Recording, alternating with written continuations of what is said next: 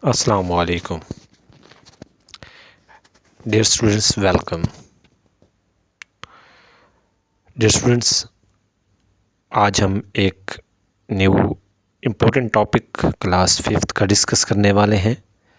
Unit number 1 ही है और ये हमारा इसका लास्ट टॉपिक है। Let's see what is the topic. Yes, most important topic, ऐसे राइटिंग। आज आपकी टेक्स्ट बुक में एक टॉपिक दिया गया है, ठीक है, उसके बारे में हमने आज लिखना है और उन्होंने ये बात की है राइटिंग से मुतालिक, ऐसे राइटिंग। डियर स्टूडेंट, जब ऐसे राइटिंग की हम बात करते हैं तो there are some rules to write a good essay. अगर आपने एक अच्छा ऐसे लिखना है, गुड ऐसे लिखना है, तो आपको कुछ रूल्स अपने माइंड में रखना होंगे, ठीक है। तो let's start with rule number 1। There are some rules which we must keep in our mind while writing a good English essay. Number 1, brainstorming. Dear students, ये एक टेक्निक है छोटी सी। इसमें हम क्या करते हैं कि हम जो भी गिवन टॉपिक होता है उसके बारे में हम अपने जहन के अंदर, अपने माइंड के अंदर एक मैप बनाते हैं, आइडियाज़ को कलेक्ट करते हैं, इकट्ठा करते हैं हम उसको, और एक मैप तश्कील देते हैं कि what we are going to do और what we are going to write about, ठीक है। तो ये ब्रेनस्टॉर्मिंग होती है, यानी जो जो आइडियाज़ आपके जहन में आ रहे हैं वो आप अपनी नोटबुक पे रैंडमली लिखते जाते हैं, ठीक है। कुछ भी उसमें ये कोई ज़रूरी नहीं है कि आपके जहन में जो फर्स्ट पॉइंट आया वो शायद उस ऐसे का लास्ट पॉइंट हो, और जो लास्ट में आपके एक पॉइंट आता है वो शायद उस ऐसे का फर्स्ट जो है पॉइंट हो। तो सबसे फर्स्ट इम्पोर्टेंट टेक्निक जो है वो है ब्रेनस्टॉर्मिंग। आपने जो भी आपके जहन में आ रहा है वो अपनी नोटबुक पे आपने राइट डाउन करते जाना है। इसके बाद रिसर्च ऑन द टॉपिक। साफ ज़ाहिर है, हम जब ब्रेनस्टॉर्मिंग कर चुके हैं, उसके बारे में कुछ ना कुछ अपनी नोटबुक पे लिख चुके हैं, तो फिर हम रिसर्च कर सकते हैं उस टॉपिक पे कि जो गिवन टॉपिक है उसके बारे में रिसर्च की जा सकती है। रिसर्च डिफरेंट तरीक़ों से होती है। आप इंटरनेट से रिसर्च कर सकते हैं, आप अपने अराउंड पीपल जो हैं उनसे डिस्कशन कर सकते हैं, क्लास फेलोज़ के साथ डिस्कशन कर सकते हैं, टीचर्स के साथ डिस्कशन कर सकते हैं।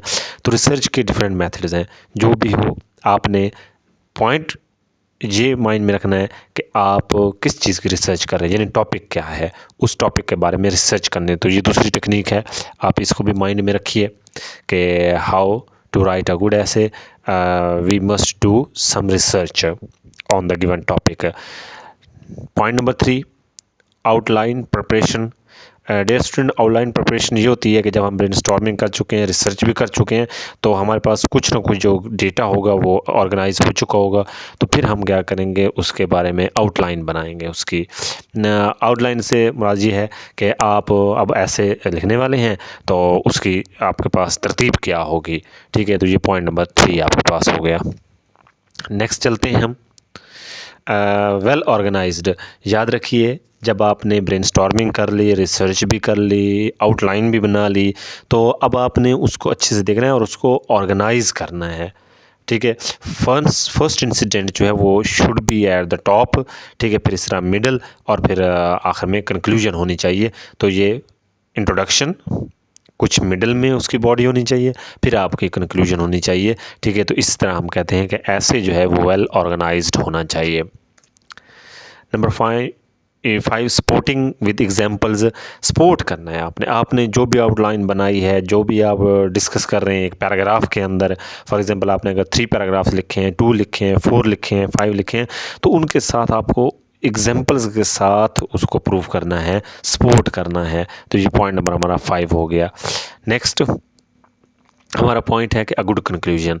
जब आपने ये सारी चीज़ें कर ली, ब्रेनस्टॉर्म में भी कर ली, रिसर्च भी कर ली, आउटलाइन भी बना ली, वेल ऑर्गेनाइज भी कर लिया, एग्जांपल्स भी अच्छी दे दी, और अगर आप कंक्लूजन अच्छी नहीं करते तो फिर उस ऐसे का जो है एक नेगेटिव इम्पैक्ट पड़ता है। तो कंक्लूजन जो है वो अच्छी होनी चाहिए, अच्छे पॉइंट्स देने चाहिए, सपोर्ट करना चाहिए आप के जितने भी पॉइंट्स हैं उनको, तो एंड पे आपको कंक्लूजन भी अच्छी देनी चाहिए। तो डियर स्टूडेंट्स, ये कुछ आपके सामने मैंने रूल्स रखे हैं। थोड़े डिफरेंट भी हो सकते हैं, इससे और भी अच्छे भी हो सकते हैं, आप इसको और अच्छे बना सकते हैं। तो बहरहाल इसको हम आगे देखेंगे।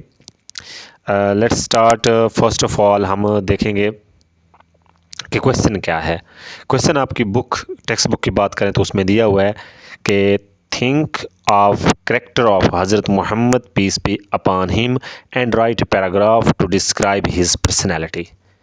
अब इस फर्स्ट सेंटेंस में ये बात की है कि आप सल्लल्लाहु अलैहि वसल्लम के मुबारक किरदार के बारे में आप एक पैराग्राफ लिखिए, ठीक है, और उनके किरदार के बारे में, किरदार मुबारक के बारे में सोचिए और फिर उसके बारे में एक पैराग्राफ लिखिए।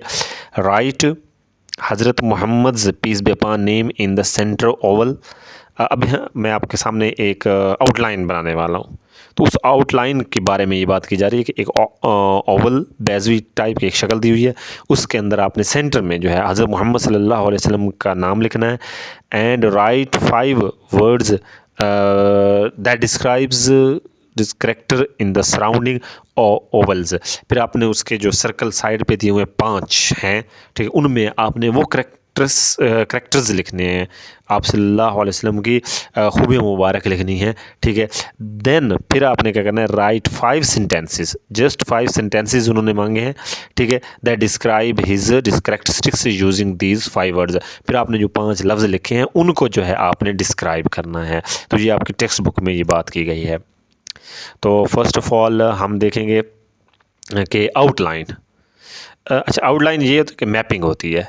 तो अभी जो मैं आपके सामने ये पुट कर रहा हूँ, ये देखिए, ये आपके सामने एक मैप आ गया है। अब सेंटर में बिल्कुल हमने हज़रत मोहम्मद सल्लल्लाहु अलैहि वसल्लम लिखा है।